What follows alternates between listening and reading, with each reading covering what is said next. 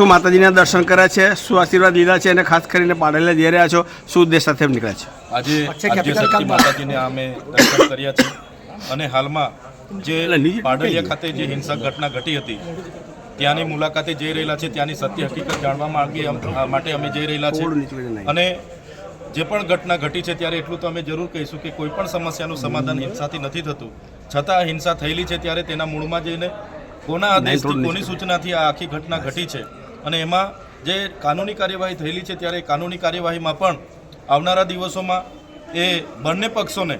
કઈ રીતના અમે એમાં આગળ મદદરૂપ બનીએ અને આવનારા દિવસોમાં આવી ઘટના ન ઘટે, આવી હિંસા ન બને એ માટેની અમે કઈ રીતના પ્રયાસો કરીએ, મદદરૂપ થાય એને લઈને આજે અમે ત્યાં મુલાકાતે જઈએ છીએ. ત્યાં જઈશું, ત્યાં સ્થળની મુલાકાત કરીશું, લોકોની મુલાકાત કરીશું, જાણીશું અને બાદમાં સત્ય હકીકત સૌને અમે જણાવીશું. છેતરભાઈ, એક વસ્તુ બીજું પૂછી લઈશ કે જે રીતનું આપનું એક નિવેદન હતું કે જો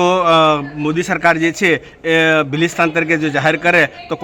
બધા જે નેતાઓ છે, આદિવાસી નેતા, બધા ભાજપમાં જોડાવા માટે તૈયાર છે.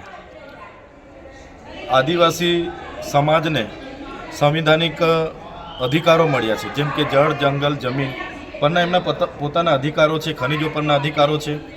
અને સમતા જજમેન્ટ હોય, વેદાંતા જજમેન્ટ હોય, સુપ્રીમ કોર્ટના જજમેન્ટ હોય અને બંધારણનું આર્ટિકલ 244 હોય, 65/1996 હોય, એમાં પણ જણાવવામાં આવ્યું છે કે 9 લોકસભા ન વિધાનસભા સબસે ઊંચી ગામસભા અને ગામસભાની પરવાનગી વગર જ્યારે બારોબાર તંત્ર આવે ને અમારી જમીનો છીનવાય ત્યારે અમારે સ્વાભાવિકપણે સરકારને કહેવું પડે છે કે ભાઈ દેશના વિકાસમાં અમે આટલું મોટું યોગદાન આપ્યું હોય અને આજે અમારા લોકોના ઘરો તોડી પાડવામાં આવે, જમીનો છીનવી લેવામાં આવે અને અમને સમાનતાની ધારામાં નહીં લાવવામાં આવે તો આદિવાસી સ્વશાસન અને સ્વશાસનની માંગ કરશે. જે પ્રકારે ગુરુ ગોવિંદજીએ માનગઢ ધામમાં માંગ કરી હતી એ રીતના આવનારા દિવસોમાં માંગ કરશે. અને તમે જોયું હશે માનનીય દેશના વડાપ્રધાન શ્રી નરેન્દ્રભાઈ મોદીજી પણ અમારા ડેડિયાપાડામાં આવ્યા અને એમણે પણ કીધું, આગળ અમિત શાહ પંચમહાલમાં આવ્યા હતા, એમણે પણ કીધું હતું કે આવનારા દિવસોમાં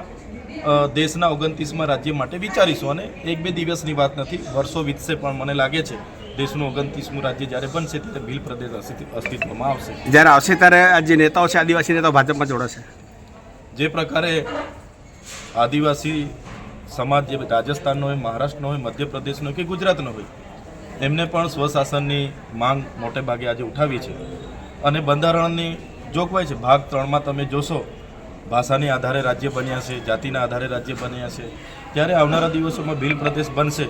જે પણ સરકારો બનાવશે મને લાગે છે એ તરફ આદિવાસી સમાજનો ઝુકાવ હશે, નેતાઓનો ઝુકાવ હશે અને સર્વાંગી વિકાસ આદિવાસીઓનો કઈ રીતના થાય